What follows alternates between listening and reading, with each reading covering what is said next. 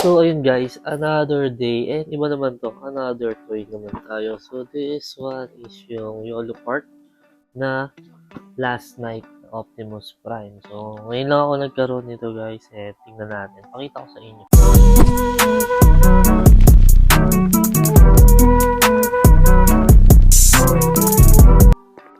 So, ayan, dumating siya, pre-order siya guys. So, if ever baka may abutan pa kayo, punta lang kayo sa website ng YOLO Park. So, ito yung pinaka-nagustuhan ko na model nila ngayon. Then, sabi naman.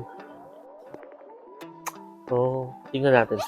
So, ito na nga siya guys. So, ito yung Optimus Prime na AMK Pro Series 20cm model kit. So, ito yung sa last night. So, yung huling Transformers, yung nagkalaban sila ni Bumblebee. So, ayan yung box niya. Ayan guys, super solid. So, tanggalin muna pala natin yung plastic. Ito yung box. Ayan, na walang plastic guys. Ayan, super solid talaga. Okay.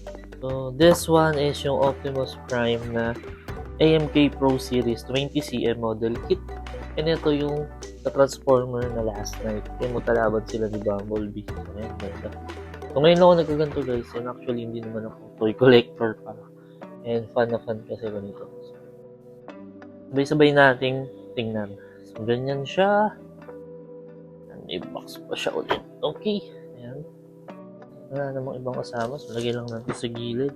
So, open na natin siya guys. And ayan. Okay. Transformers last night. Sa loob niya is, open din natin sa kabila to. The box is, ito lang natin. And ito siya. Oh, magko-consume to ng time natin. Super solid guys. Ito yung mga ano niya. Andito yung head. Sa katawan. Ayan. So, ito ata yung pinaka ano niya. Kumbaga, frame. Ayan guys. So, bubuin natin yan later.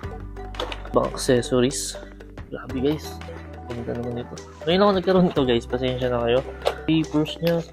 Line muna natin to. So may ganito siyang kasama. The roll out. Siguro parang manual niya. Tama ba ako? So mga collector dyan guys. Baguhan lang ako. Ha? Okay. And ito yung pinaka base.